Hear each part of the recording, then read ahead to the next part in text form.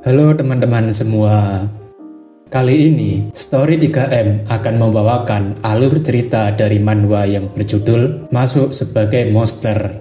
Baiklah, langsung saja kita masuk ke dalam alur ceritanya. Panel memperkenalkan kita pada sebuah game virtual MMORPG yang bernama The Abyss yang sangat populer dan memiliki banyak sekali pemain di dalamnya hingga beberapa tahun.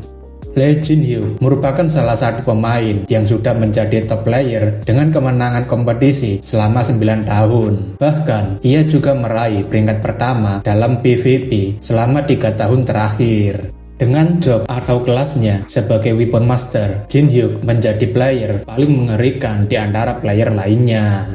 Namun, sebuah berita mengejutkan beredar di mana game The Abyss akan mendapatkan sequelnya bernama Dunia Abyss. Sayangnya, tautan akun tidak akan berfungsi, jadi mereka harus membuat akun baru lagi di sana.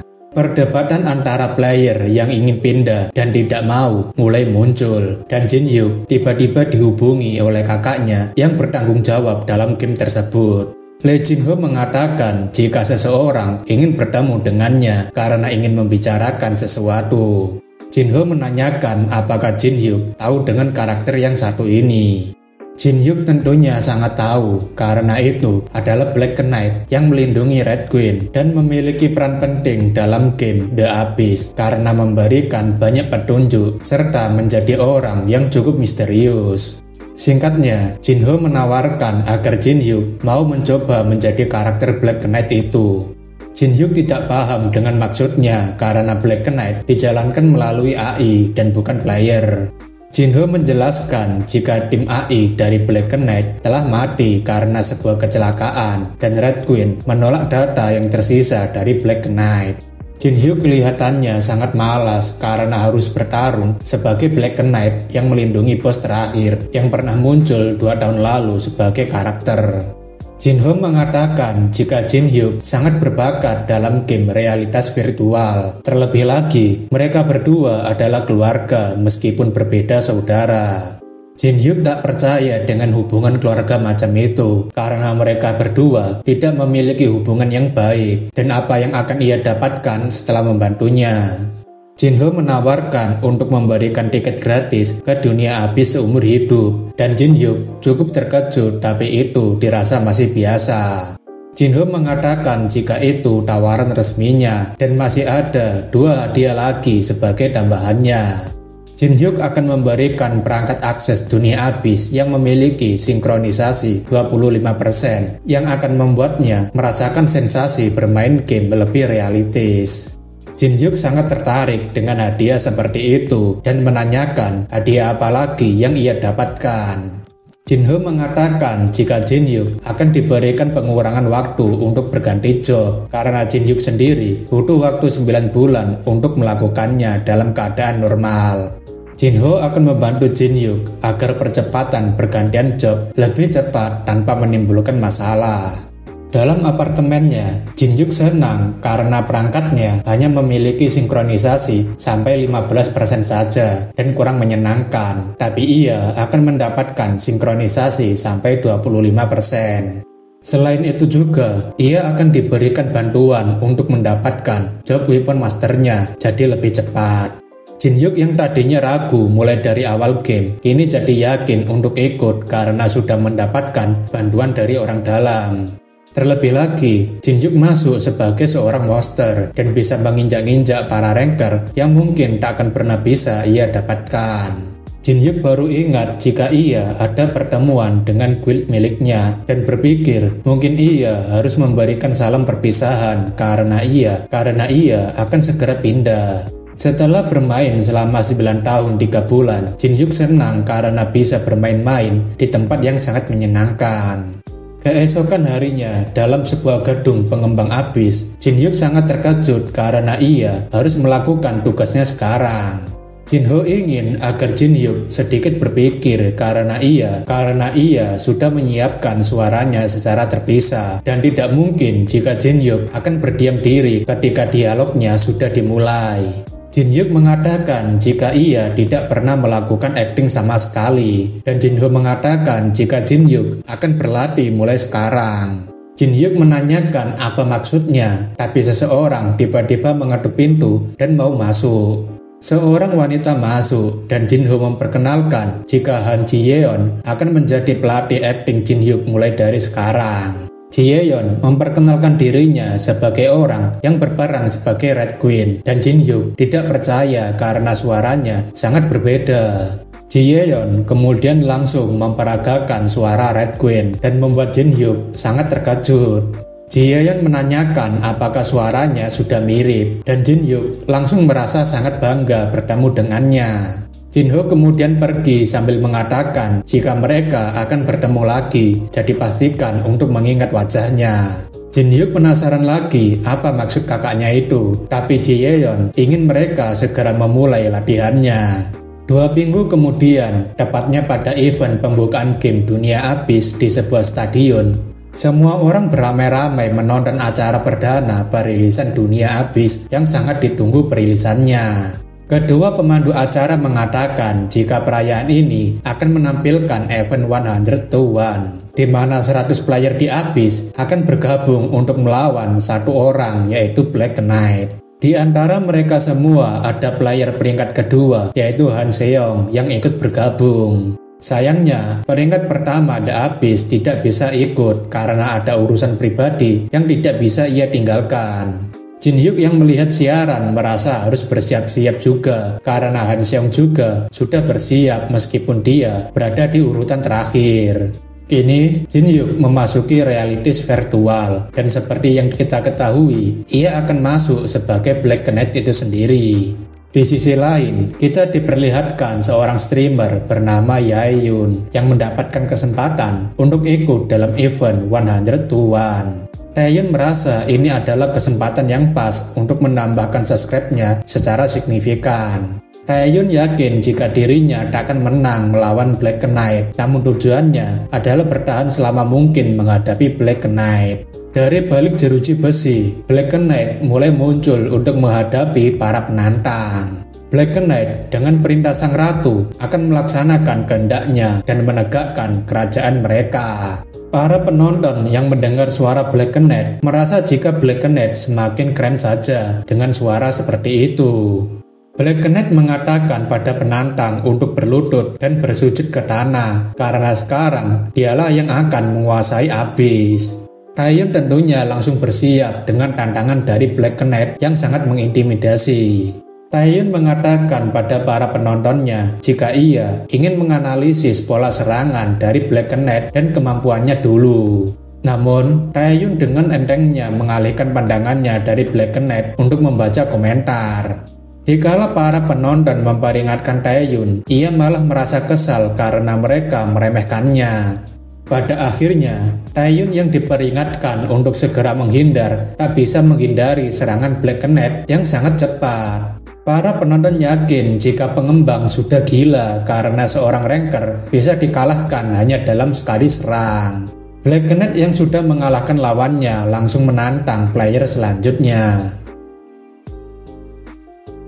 Semua orang yang melihat pertarungan Black Knight di Dunia Abyss terdiam karena pertarungannya berakhir dengan cepat. Mereka sangat terkejut karena gerakan Black Knight seperti memiliki kesadaran dan bukan sekadar gerakan biasa. Han Seong rasa itu tidak mungkin karena Black Knight tidak memiliki kesadaran dan mungkin saja kesulitannya memang dibikin lebih sulit. Ia yakin dengan serangan seperti itu, Holy Knight dengan level maksimal akan mati seketika dengan serangannya. Han Seong menebak jika Black Knight memang dirancang untuk menyerang titik vital para pemain.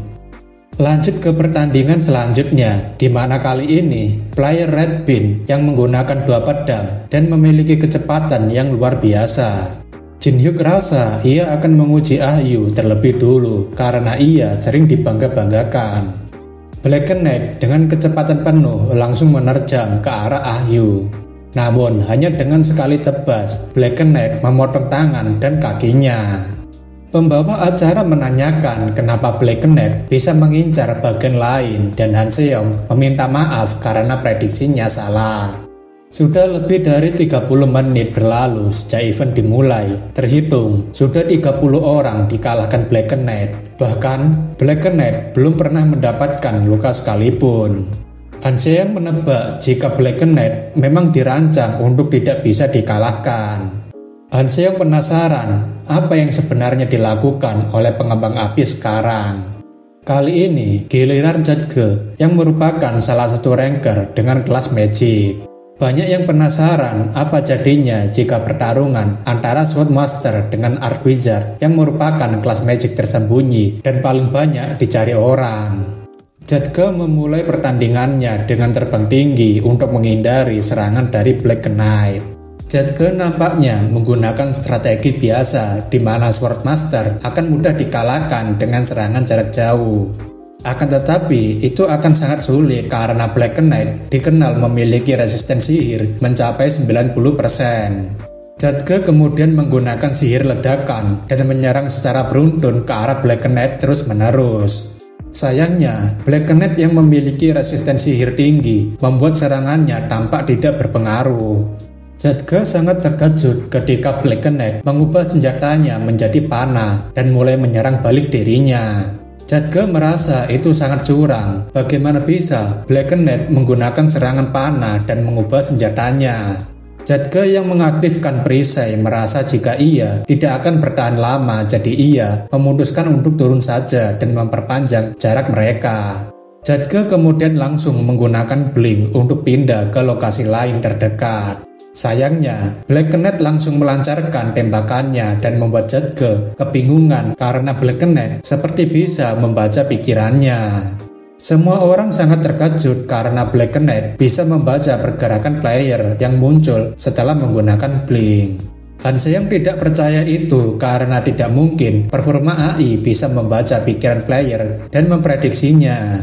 Han Seyang merasa kemampuan Black Knight sangat berlebihan dan harusnya pengembang memperbaiki keseimbangannya sebelum diimplementasikan di dalam game. Sementara itu, Black Knight saat ini sudah mengalahkan penantangnya yang ke-33. Black Knight terasa inilah saatnya mereka akan keluar dan beberapa orang nampaknya mulai muncul ke dalam lapangan pertandingan. Cahaya itu sepertinya membawa 2 orang laki-laki dan 1 orang perempuan yang sudah siap bertarung melawan Black Knight. Penonton yang melihatnya tahu jika mereka adalah NPCs dari The Abyss. Mereka bertiga secara bersamaan menyerang Black Knight dan menjadikan tempat ini sebagai kuburannya. Black Knight kemudian memanggil Abyssal Evil Beast untuk segera memberikan keputusasaan pada mereka. Pria pembawa pedang terkejut karena kakinya terkena jebakan dan membuatnya sulit bergerak. Pria itu ingin agar mereka tetap tenang, namun sepertinya si wanita berambut putih sudah ketakutan melihat sesuatu di depannya. Pria itu juga cukup terkejut karena Gurkha sudah muncul saja di hadapan mereka. Pembawa acara ikutan terkejut karena Elite Monster dari Abyss tiba-tiba dipanggil ke lapangan. Han Seyang juga terkejut karena itu adalah monster yang cukup sulit dilawan dan setara dengan Raid Boss tingkat menengah. Namun, hal yang paling mengejutkan mereka yang melihat bisa disummon sangat banyak dan membuat party yang melawan Black Knight kesulitan. Black Knight memerintahkan para Gurkha untuk menghabisi mereka semua tanpa tersisa. Pembawa acara sendiri tak menyangka para NPC akan dibantai dalam pembukaan dunia Abyss. Sebenarnya, kemunculan NPCs dalam pembukaan dunia Abyss karena tim pengembang ingin mereka dimusnahkan oleh Black Knight supaya tidak mengganggu alur ceritanya. Black Knight sendiri tampaknya sudah selesai membantai para NPCs yang ada beserta dengan beberapa penantang lainnya. Namun, masih ada 1 orang yang tersisa merupakan salah satu anggota guild, yaitu Kim Junbok. Black Knight sebenarnya ingin bermain sedikit lebih lama lagi, tapi ia tidak bisa melakukannya karena tidak ingin bersikap lunak. Mereka yang menonton penasaran bagaimana bos seperti itu bisa muncul dan Han Seyang sendiri tidak tahu. Han Seyang tak menyangka jika selain statistiknya yang tidak masuk akal, pola serangannya juga sangat bervariasi. Karena peserta yang terus berguguran dengan cepat, Han Seong berpikir untuk bersiap segera maju. Pembawa acara dan Judge memberikan dukungan pada Han Seong dan ia dengan percaya diri pergi untuk bersiap. Mercenary King, Holy Priest, Dragon Knight, dan Elf Archer tampaknya sudah berkumpul karena mereka tidak bisa mengalahkan Black Knight. Namun, mereka masih memiliki satu kesempatan untuk memberikan kekuatan mereka pada seseorang yang dirasa mampu melakukannya. Final Challenger, Yu Han Seong, dengan penuh tekad akan melakukannya dan memenuhi harapan mereka. Keempat NPCs tadi langsung menggabungkan kekuatan mereka, dan Han Seong tentunya mengambil kekuatan itu untuknya. Jin Hyuk tahu jika penantang terakhirnya adalah Han Seong yang selalu menantangnya. Namun, ia sedikit kecewa karena Han Seong masih sempat-sempatnya melakukan drama. Sebelum itu, Jin Ho berpesan pada Jin Hyuk jika ia boleh bermain-main. Namun untuk penantang terakhir, Jin Ho ingin agar Jin Hyuk serius melawannya. Jin Hyuk yang diberikan kebebasan seperti itu tentunya dengan senang hati akan menghabisi Han Seong yang sudah diberikan banyak buff. Han Seong yakin jika sekarang dirinya lebih kuat berkat buff yang diberikan para NPCs. Han Seong berpikir meski dia lebih kuat dibandingkan bos pada umumnya, namun pada akhirnya Black Knight hanya program yang dapat dianalisis pergerakannya. Han Seong yakin bisa menang jika dirinya bisa memahami pola serangannya. Han Seong kemudian langsung mengeluarkan serangannya untuk mencoba mencari kelemahan Black Knight. Namun sayangnya, ia sangat terkejut ketika tahu jika Black Knight bisa merubah senjatanya dengan begitu cepat. Black Knight kemudian memberikan serangannya dan membuat Han Seong terkejut karena ia melemparkan tombaknya begitu saja. Han Seong tidak percaya jika AI yang dijalankan secara otomatis bisa melakukan gerakan seperti itu. Han Seong lebih terkejut lagi ketika Black Knight seketika bisa mengganti senjatanya menggunakan belati ganda. Dikala Han Seong sibuk berpikir, Black Knight menangkap Han Seong dan membantingnya ke tanah dengan sangat keras. Han Seong tak menyangka jika dirinya tidak bisa memberikan goresan pada Black Knight. Ia berpikir mungkin saja Corn Slick yang jadi penantangnya akan berbeda ceritanya. Han Seong yang tiba-tiba teringat Corn Slick langsung berpikir jika ia tidak ingin lagi berada di bawah bayang-bayangnya. Han Seong yang bangkit lagi membuat Black Knight mengatakan jika tidak ada gunanya ia bangkit dan melawannya. Black Knight kemudian mengeluarkan skillnya Abyssal Sun dan membuat arena pertandingan diselimuti oleh matahari gelap. Han Seong tidak tahu apa yang sebenarnya dilakukan oleh Black Knight.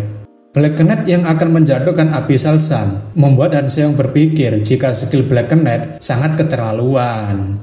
Han Seong bersumpah akan membuat Black Knight membayar atas semua penghinaan ini dan sebuah ledakan besar terjadi di tengah area. Sehari setelah event 1 lawan 100, Jin Hyuk melihat komentar orang-orang yang merasa jika Han Seong terlihat buruk ketika melawan Black Knight. Jin Hyuk rasa penampilan Han Seong tidak buruk, tapi reaksi mereka terlihat sangat berlebihan dan buruk padanya. Berkat sinkronisasi 25%, efisiensi pergerakannya jadi lebih baik meskipun Jin Hyuk masih kurang nyaman. Karena seharusnya server sudah dibuka, Jin Hyuk ingin segera mencoba memasuki dunia abyss. Jin Hyuk terkejut karena karakternya ternyata sudah dibuatkan. Hal ini mengingatkannya tentang perjanjian yang dibuatkan kakaknya. Jin Hyuk mulai dari awal permainannya sebagai ras manusia yang berada di kerajaan Lordan yang telah dihancurkan oleh Black Knight. Jin Hyuk rasa jika nama panggilan Jade tidak terlalu buruk dan ia memutuskan untuk segera memulainya. Kita sekarang masuk ke desa kerajaan Lordaeron di barat laut bersama dengan Jin Hyuk yang sedang mengamati statistik dasarnya. Namun tiba-tiba, segerombolan orang tiba-tiba datang seperti ingin menyerbu Jin Hyuk. Gerombolan itu ternyata ingin Jin Hyuk segera menyingkir karena mereka harus secepatnya untuk memukuli orang-orangan sawah sebelum diambil orang lain. Awalnya Jin Hyuk penasaran kenapa mereka ingin memukuli orang-orangan sawah, tapi ia sadar jika questnya adalah memukul orang sawah sampai naik level ke level 5. Jin Hyuk rasa sudah terlambat jika ia ikut mereka karena XP yang didapat akan berkurang seiring bertambahnya banyak player. Jin Hyuk berpikir jika quest utamanya adalah untuk naik ke level 5 dan ia memutuskan untuk berburu saja. Sayangnya, para penjaga gerbang tidak membiarkan Jin Hyuk keluar untuk berburu sebelum ia berada di level 5. Akan tetapi, Jin Hyuk tetap keluar meski tahu jika ada death penalty yang akan diterimanya jika mati di luar arena. Dunia Abyss memiliki aturan satu player, satu avatar, dan mereka juga akan menerima hukuman yang berat seperti lockout secara paksa dan tidak bisa login selama 12 jam. Tapi Jin Hyuk rasa tidak perlu khawatir akan hal itu. Sekarang kita berada di kedalaman hutan, di mana cukup banyak monster serigala berlevel 3. Jin Hyuk senang karena sumber XP-nya sedang berkumpul, namun ia harus berhati-hati karena sekali terkena serangan, ia akan mati. Jin Hyuk rasa itu tidak perlu dikhawatirkan jika ia bisa menghindari semua serangan mereka. Jin Hyuk dengan percaya diri langsung menerjang menyerang Wild Dog karena ia sudah hafal pola serangan mereka. Dengan kecepatan seperti itu, Jin Hyuk yakin jika ia akan segera mencapai level 5 hanya dengan mengalahkan 30-an Wild Dog. Namun sayangnya, rencana Jin Hyuk tidaklah mulus karena ia harus berhadapan dengan Wild Dog yang berlevel 10. Jin Hyuk penasaran karena itu sebelumnya tidak ada di The Abyss. Ia baru ingat jika di dunia Abyss akan menambahkan corrupted monster yang tercipta karena monster itu sudah dirusak oleh Abyss dan menjadi monster baru. Jin Hyuk kurang yakin apakah ia bisa menang melawannya, tapi ia ingin mencoba melawannya dulu. Jin Hyuk kemudian langsung menyerang Wild Dog dan merasa jika ini terlalu mudah meskipun mereka memiliki level yang jauh. Sayangnya, Wild Dog ternyata masih belum tumbang dan memberikan serangan balik pada Jin Hyuk yang lengah. Sistem memberitahu jika statistik Jin Hyuk akan dikurangi 10%. Jin Hyuk sadar jika inilah kenapa mereka disebut monster spesial karena membuat perbedaan yang cukup jauh. Namun bagi Jin Hyuk, seekor anjing liar tidak pernah lebih dari seekor anjing liar. Jin Hyuk ini mencoba memberikan serangan pada Wild Dog serta mencoba menghentikan pergerakannya. Melihat adanya celah, Jin Hyuk langsung memberikan tebasan kuatnya pada Wild Dog sehingga membuatnya langsung mati. Sinkronisasi yang tinggi membuat Jin Hyuk merasakan kesakitan, tapi ia lebih penasaran dengan drop item seperti apa yang akan ia dapatkan. Jin Hyuk sangat beruntung karena ia langsung mendapatkan pedang baru. Terlebih lagi, pasif Corrupted Grey Sword sangat menguntungkannya. Tak hanya itu, Jin Hyuk juga mendapatkan quest tersembunyi untuk berburu Wild Dog yang terkena korupsi dan mendapatkan hadiah tersembunyi lagi. Jin Hyuk rasa seperti karakter nge-cheat karena mendapatkan senjata yang cocok serta memahami pergerakan Wild Dog. Beberapa jam kemudian, Jin Hyuk nampaknya sudah selesai dengan urusannya untuk berburu Wild Dog. Selain telah mencapai level 10 dengan mudah, Jin Hyuk juga mendapatkan sebuah item yang terlihat cukup berguna meskipun ia belum tahu efeknya apa. Karena sudah mencapai level 10 juga, Jin Hyuk sudah bisa berganti job dan akan memilih job warrior. Jin Hyuk tak sabar untuk mendapatkan job lamanya di Abyss, yaitu Weapon Master. Jin Hyuk atau Jit kini berada di tempat latihan, di mana tempat latihan itu adalah lokasi untuk mengubah job avatarnya. Penjaga menjelaskan apa yang harus dilakukan Jit untuk mengganti jobnya, tapi karena Jit tidak mendengarkannya, penjaga itu marah karena dicuekin. Jit meminta maaf karena ada sebuah pesan yang muncul padahal ia belum pernah memberikan ID-nya pada orang lain. Penjaga ingin Jit untuk segera masuk ke dalam ruangan yang ada di belakangnya karena di sana ada instruktur yang akan menguji kualifikasinya sebagai warrior. Penjaga memberikan semangat pada Jit karena ia bisa menjadi Great Warrior jika berhasil. Seorang pria berambut kuning memperkenalkan diri sebagai Gun yang akan menjadi pengujinya dalam tes penggantian job. Gon menjelaskan pada Jit jika untuk lulus dalam ujian kali ini, ia harus melawannya dan menang. Ketika Gon mengatakan jika ujiannya dimulai dari sekarang, Jit langsung berlari ke arah pedang yang sudah disediakan. Gon sangat terkejut karena Jit sudah bergerak saja mengambil pedangnya ketika ia baru saja menjelaskan. Gon sangat kesal karena Jit memakai cara pengejut. Terlebih lagi, pedang yang harusnya ia pakai ditendang jauh oleh Jit. Gon yang pandangannya teralihkan membuat Jit memiliki kesempatan untuk menyerang Gon. Jit mengatakan jika dalam pertarungan mereka tidak boleh menunjukkan punggungnya pada lawannya. Jit langsung memberikan serangan kuatnya pada Gon dan membuat Gon cukup kewalahan karena sudah kalah dalam gerakan pertama. Gon mengatakan jika Jit sangat pengecut, tapi Jit tidak peduli karena yang terpenting ia sudah menang. Jit juga terkejut karena ia mendapatkan prestasi menghalangi musuh menggunakan senjata dan mengalahkan mereka tanpa menerima serangan. Jit heran kenapa prestasi seperti ini bisa muncul karena hal seperti ini cuma bisa didapatkan secara kebetulan. Terlebih lagi, statistiknya bertambah 2 poin. Jit rasa hadiahnya tidaklah buruk karena statistik adalah hal paling penting yang ia butuhkan untuk segera mengganti jobnya. Sekarang, Jit akan meninggalkan desa pemula dan akan pergi menggunakan portal teleportasi ke kota Fronhen. Di kota Fronhen, Jit rasa tempat ini cukup sepi dibandingkan desa pemula. Seorang wanita tiba-tiba datang pada Jit dan menanyakan kenapa ia tidak mengecek pesannya, tapi Jit tidak tahu siapa dia. Wanita itu mengatakan mereka sudah bertemu satu sama lain dan dialah yang pertama kali menemukan Jit. Jit tidak tahu maksudnya dan wanita itu mengatakan jika ia adalah orang yang pertama kali mengenali Gilmanim. Jit terkejut karena wanita itu ternyata mengenalnya dan wanita itu senang karena mereka sudah lama tidak bertemu. Jit berpikir keras siapa wanita itu karena jika ia memanggilnya Gilmanim berarti dia adalah anggota guildnya dulu. Karena di dunia The Abyss mereka hanya bisa membuat avatar sesuai jenis kelamin di dunia nyata, maka bisa dipastikan adalah ketiga orang yang ia kenal. Junbok biasanya memanggilnya Big Bro Gilma, sementara Jin memanggilnya Gilma saja. Jit menanyakan apakah dia Harmonika dan wanita itu mengatakan bukan Harmonika tapi Monica meskipun saat ini menggunakan nama Nika. Jit penasaran kenapa Nika tiba-tiba bisa mengenalnya dan Nika menjawab jika Jit sendiri tidak memeriksa pesan yang ia kirim. Jit baru teringat dan terkejut jika pengirim pesan adalah Nika yang sudah masuk dalam list pertemanannya. Nika mengatakan jika dirinya sendiri yang memintanya, tapi Jit tak yakin karena ia belum pernah menerima permintaan pertemanan sebelumnya dan mengira jika terjadi suatu kesalahan. Nika sangat senang melihat Jit berpikir keras dengan hal itu dan ia tahu jika avatar miliknya sudah dibuatkan terlebih dahulu.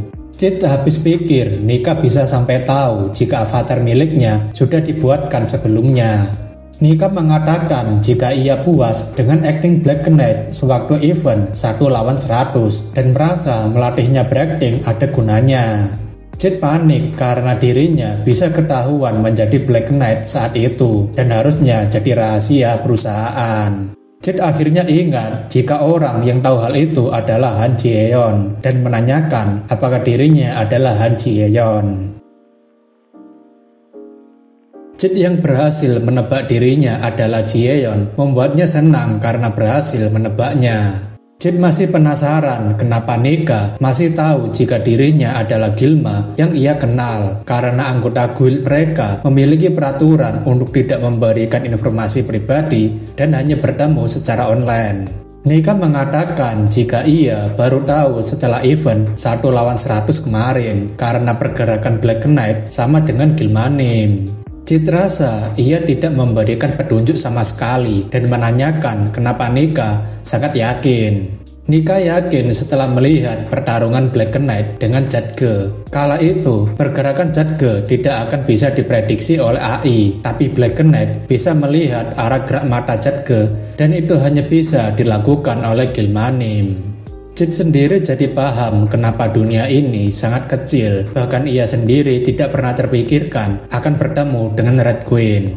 Nika juga mengatakan hal yang sama karena tidak menyangka jika adik dari kepala pengembang yang dikenalnya adalah Gilmanim. Cid ingin Nika memanggilnya seperti biasanya, tapi Nika lebih nyaman memanggilnya Gilmanim. Cid tidak masalah dengan hal itu karena mereka tidak akan bertemu lagi di luar dan Nika sangat terkejut dengan hal itu. Cid mengatakan jika mereka sudah tidak memiliki alasan untuk bertemu lagi, tapi Nika mengatakan jika mereka bisa keluar untuk makan bersama. Nika mengatakan jika mereka tetap akan saling bertemu segera, dan Cid penasaran bagaimana bisa itu terjadi. Nika sudah tahu jika Cid sudah menyetujui kontrak dengan manajer umum untuk login sebagai monster dan Cid mengiyakan. Sebelum itu, Jin Hyuk sudah bertemu dengan kakaknya karena acara 1 lawan 100 sukses dan ia memberikan daftar bos untuk mendapatkan petunjuk kelas tersembunyi Weapon Master. Jin Ho mengatakan kompensasi akan selalu diberikan asal tidak melanggar peraturan dan juga ia berharap Jin Hyuk ingat petunjuk hadiah yang akan dikirimkan melalui jalur khusus. Cid rasa pertemuannya dengan Nika harus berakhir di sini karena ia masih harus menaikkan levelnya lagi. Nika senang karena Cid mau pergi dan mengajaknya untuk membuat party bersamanya karena ia memiliki quest, tapi Cid menolaknya. Nika tak bisa percaya itu. Cid mencuekannya begitu saja padahal ia jauh-jauh datang kemari hanya untuk bertemu dengannya. Cid rasa ia tidak memiliki tanggung jawab akan hal itu karena Nika sendirilah yang pergi mencarinya dan bukan dirinya yang mengundangnya. Nika mengatakan jika dirinya akan sangat berguna karena dia memiliki job Heavenly Priest dan akan menjadi bantuan besar baginya. Ditambah lagi, petunjuk untuk mendapatkan Weapon Master akan dikirim melalui jalur khusus yang tidak lain adalah dirinya. Nika mengatakan jika dia menghubungi GM, itu akan langsung masuk dalam hitungan detik dan itu adalah pilihan terbaik, tapi Nika tidak ingin memaksanya. Cid rasa Nika sudah memaksanya sedari tadi dan menanyakan apa yang harusnya dilakukannya. Nika ingin agar Cid membuat kontrak dengannya untuk membuat party serta melakukan quest bersamanya dan Cid akan mendapatkan potion sebagai hadiahnya. Cid awalnya mengira jika itu hanya potion biasa, tapi setelah melihat efeknya yang bisa menaikkan XP sampai 300% selama 100 jam, membuat Cid langsung tertarik.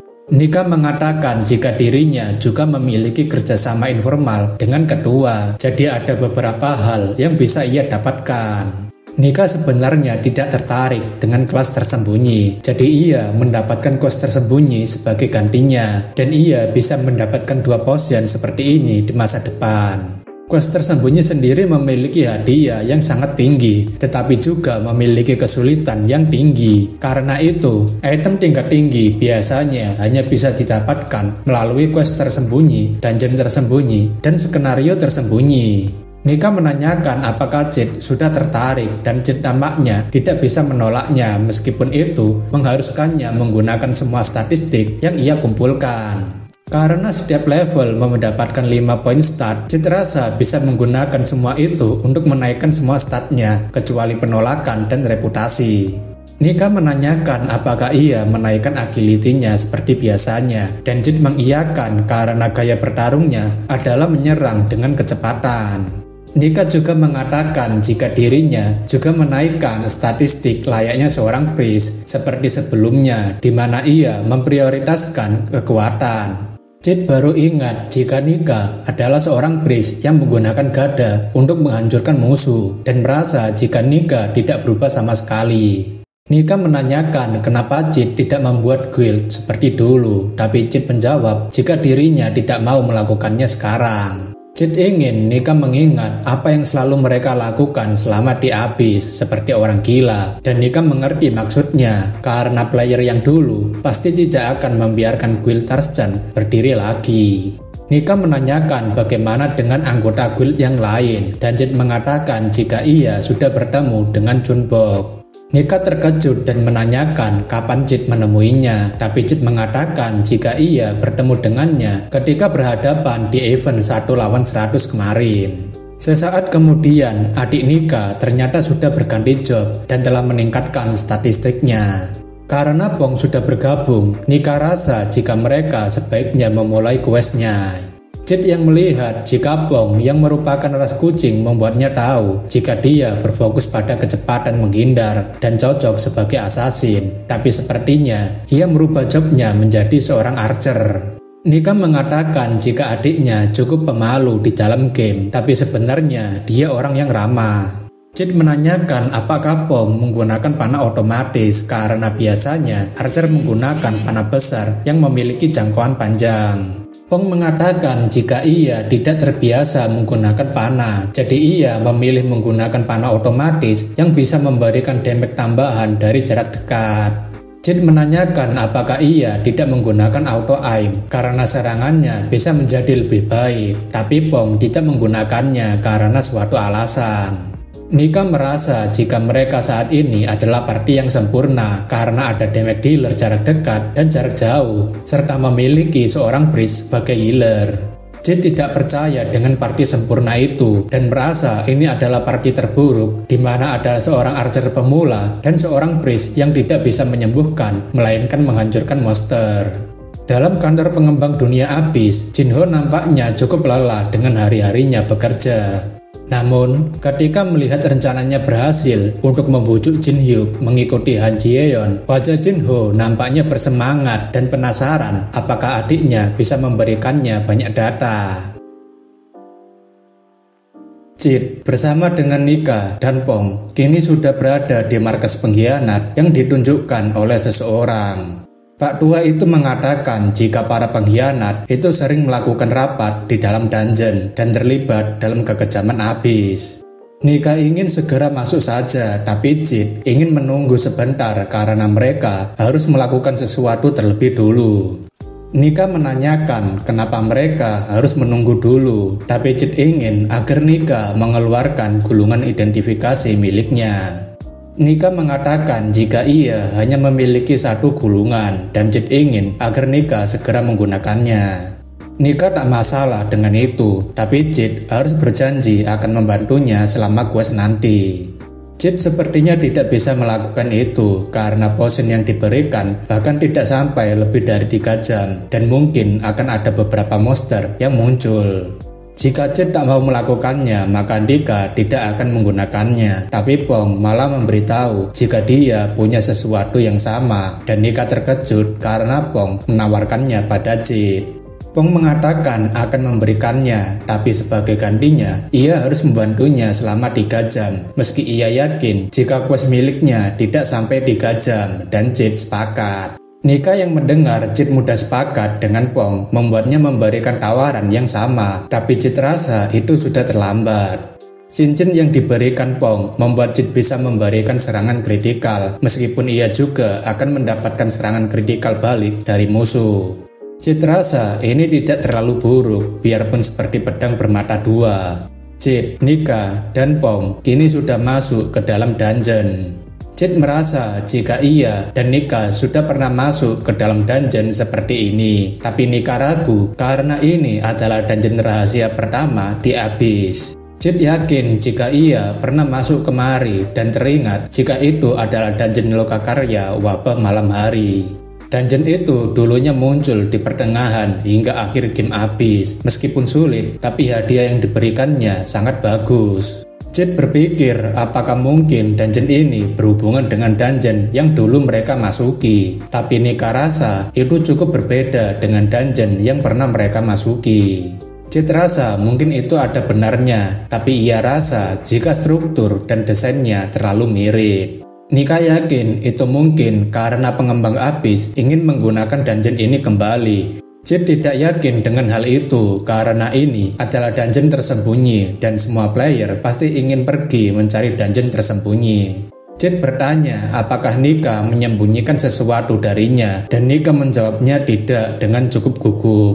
Jit akan tinggal diam jika Nika ternyata menyembunyikan sesuatu darinya dan Pong terlihat cukup terkejut. Pong mengatakan pada mereka ada monster zombie yang muncul di depan mereka dan mereka semua bersiap untuk bertarung. Nika mengatakan jika ia sangat tidak menyukai undead, tapi Pong menanyakan bukannya seharusnya Nika tidak kesulitan melawan undead karena merupakan holy priest. Jit rasa itu ada benarnya, tapi sayangnya kakaknya itu tidaklah normal keadaannya.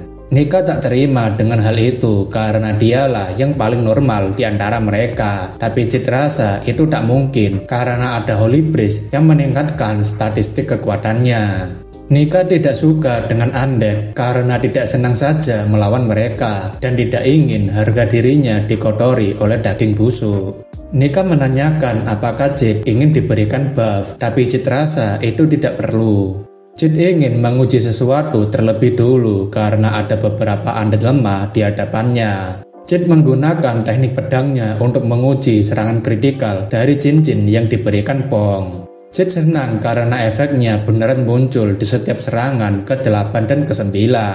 Jit kemudian mencoba menggunakan serangan yang berbeda, namun sayangnya efek kritikal yang diberikan malah reset. Jit berpikir mungkin cara yang ia gunakan tidak efektif melawan undead, namun ternyata undead itu masuk ke dalam fase keduanya. Undead itu kemudian mengeluarkan serangannya pada Jit dan membuatnya harus menghalangi serangan itu. Jit rasa efek cincin itu beneran membuatnya mendapatkan damage yang besar jika terkena serangan. Nika lalu memberikan bantuan heal padanya dan Pong mencoba membantunya dengan memberikan serangan tambahan. Sayangnya, serangan Pong tidak memberikan damage sama sekali pada undead itu.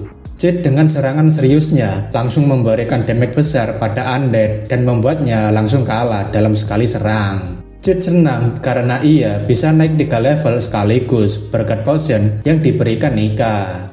Pong menanyakan bagaimana mereka akan membagi drop itemnya dan Jit mengatakan mereka akan membaginya secara otomatis. Tapi untuk item rare ke atas mereka akan membahasnya. Untuk item yang dijatuhkan undead, Jit menyarankan agar Nika atau Pong yang mengambilnya karena efeknya mereka tidak akan diserang oleh monster undead yang berada di sarang pengkhianat. Karena Nika tidak mau mengambilnya, Jit menyarankan agar Pong mengambilnya saja. Karena sudah beres, Jit mengajak mereka melanjutkan penjelajahan dungeon.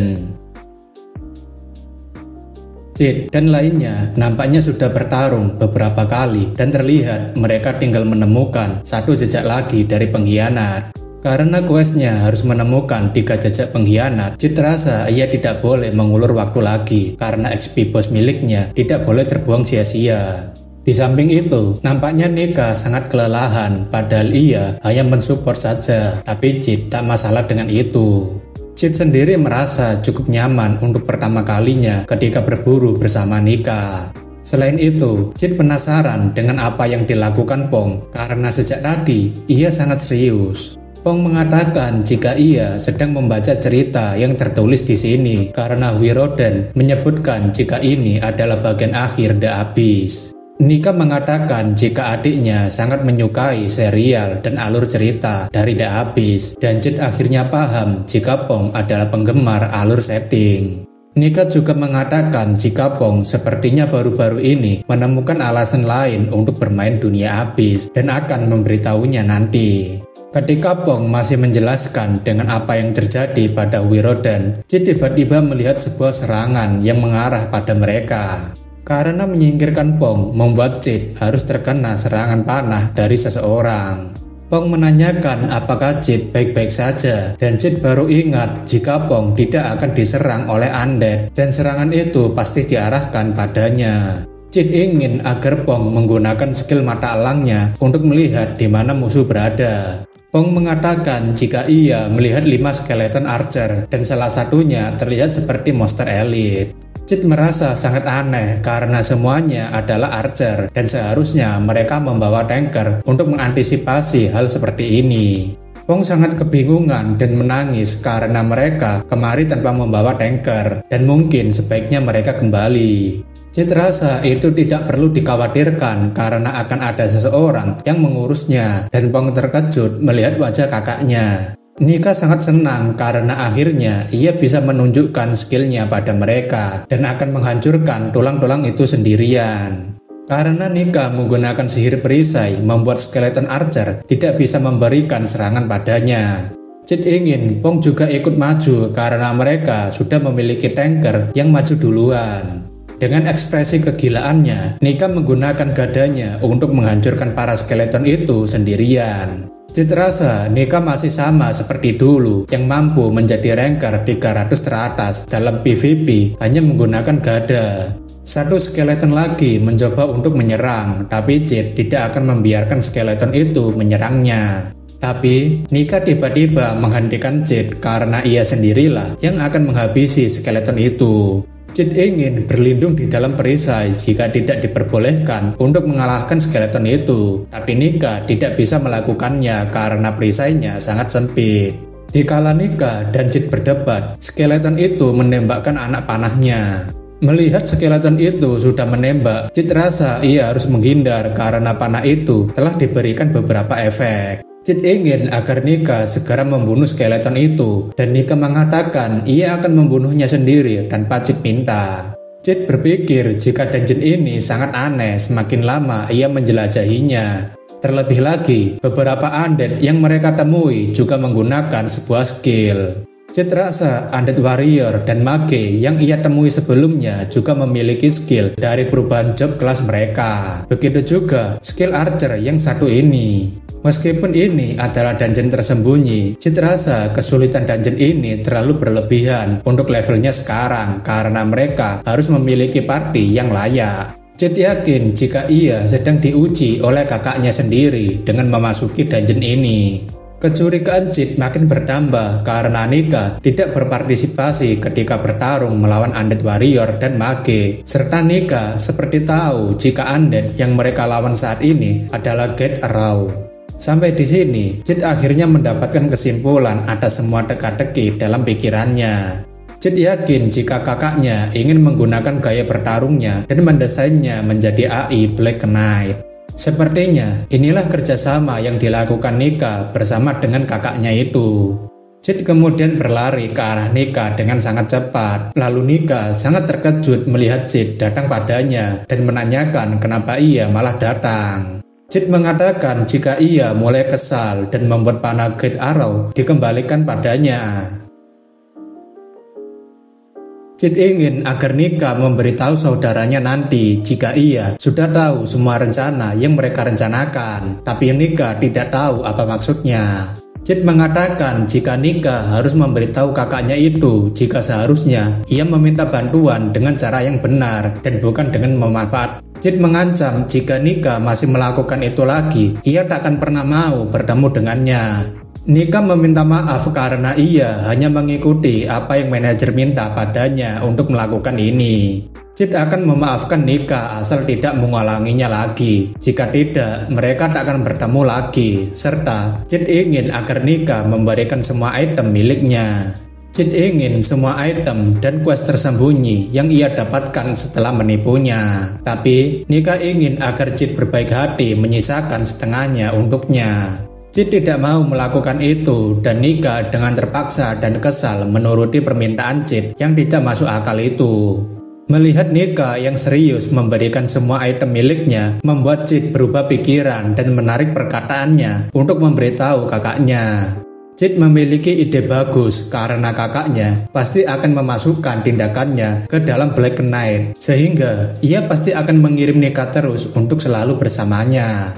Cid merasa jika kakaknya adalah angsa bertelur emas dan ia memutuskan untuk memberinya makan hingga ia harus bertelur emas setiap harinya sampai ia mati. Nika tak masalah dengan hal itu asal Cid mau membagi hasilnya 50-50, tapi Cid menanyakan kenapa ia harus melakukan itu.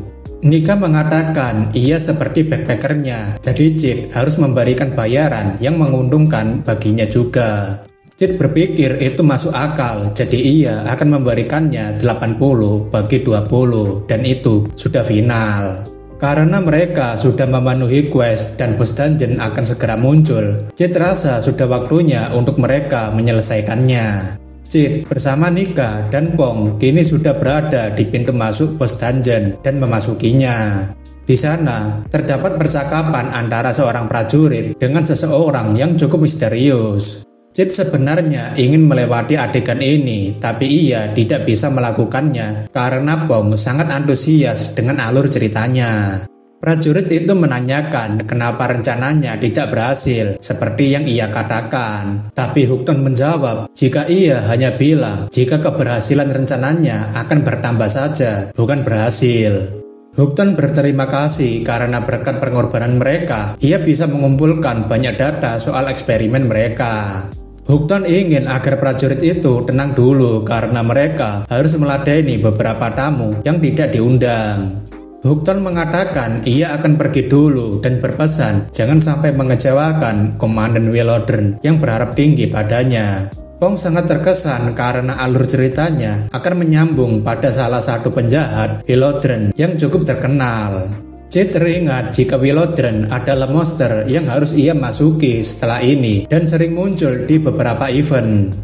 Namun, Cid tidak terlalu tahu tentang dirinya karena sering melewati bagian ceritanya dan Cid menanyakan siapa sebenarnya Willodren. Nika mengatakan jika Willodren adalah seorang komandan sekaligus tangan kiri dari Black Knight dan sering disebutkan selama acara penyerbuan Red Queen di Abyss. Cid tidak tahu akan hal itu karena ia terlalu fokus untuk menghafal pola serangan Red Queen dan Nika penasaran kenapa Cid menanyakan itu padanya.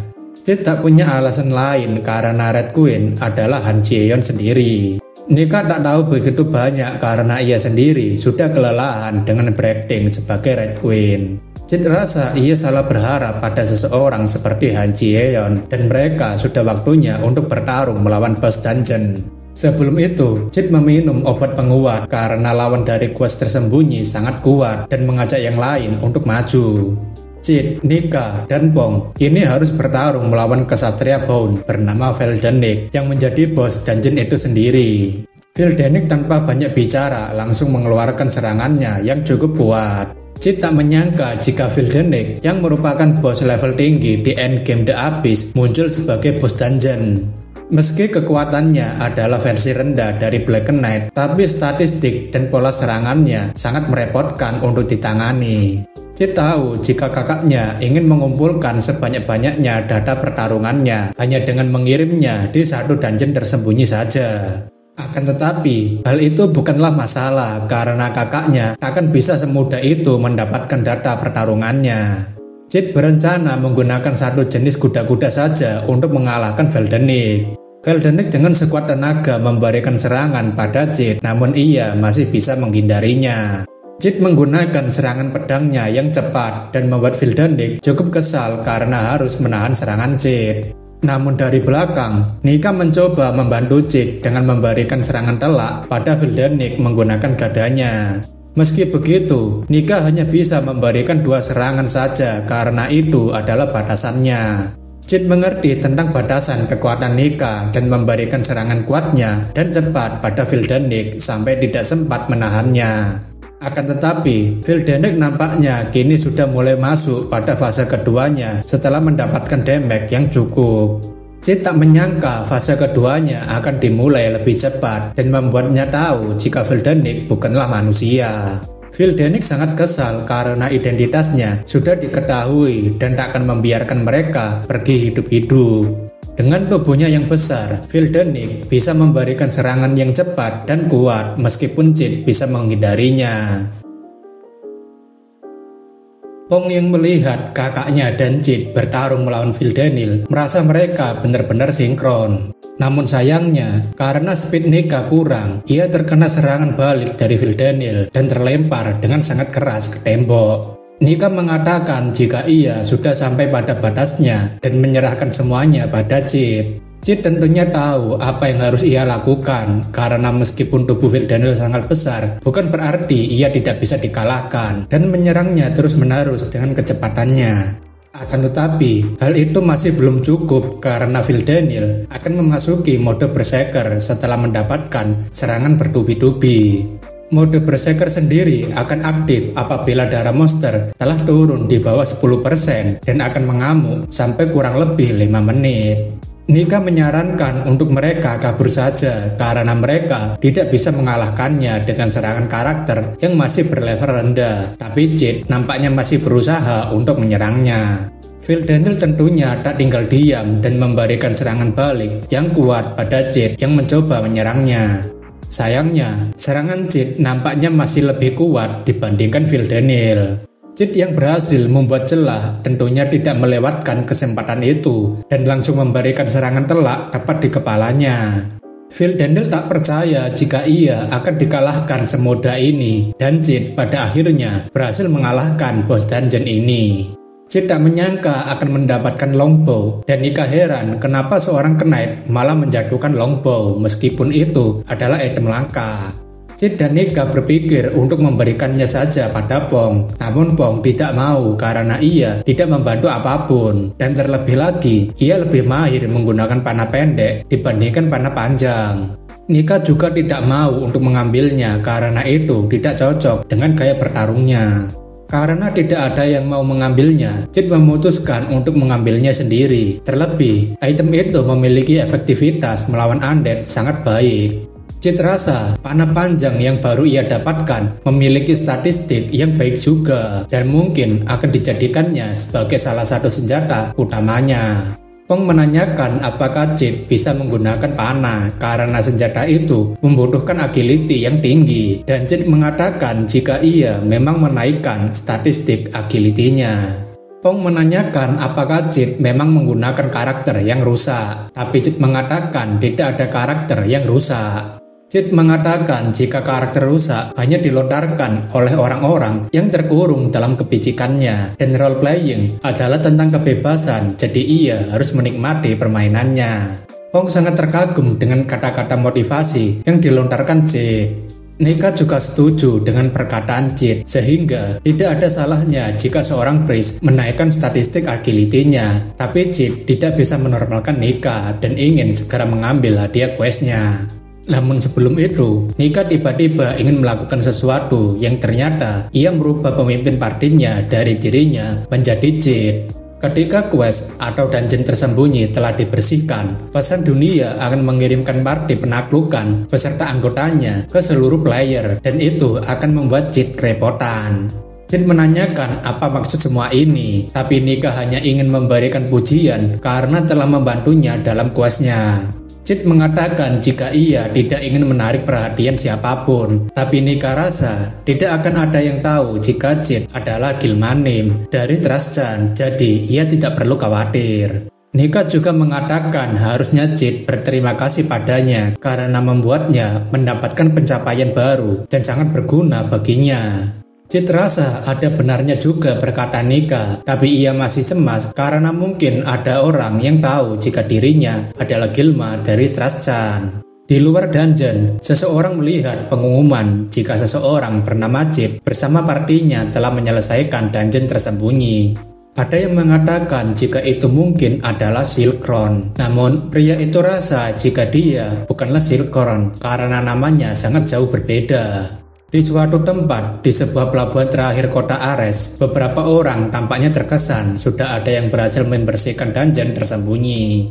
Mereka penasaran apakah itu dari tim manajemen, tapi ia rasa tidak mungkin. Mereka juga menanyakan bagaimana pendapat Junbok tentang hal itu, tapi Junbok tidak menjawab apapun dan hanya tersenyum. Mereka menanyakan apakah Junbok sedang pusing atau sebagainya, tapi ia mengatakan hanya sedikit mengingat masa lalu. Kita berpindah ke sebuah tempat di mana saat ini terlihat seekor monster sedang berjalan sendirian. Namun tampaknya Jade sedari tadi telah menunggu kesempatan itu untuk menggunakan panah barunya. Monster itu mencoba menyerang Jade, tapi hanya dengan sekali tembakan, kepala monster itu langsung hancur. Jade rasa senjata barunya benar-benar cocok untuknya, dan ketika melihat status windownya, Jade rasa ia tinggal naik 3 level lagi untuk mendapatkan job lamanya yaitu Weapon Master.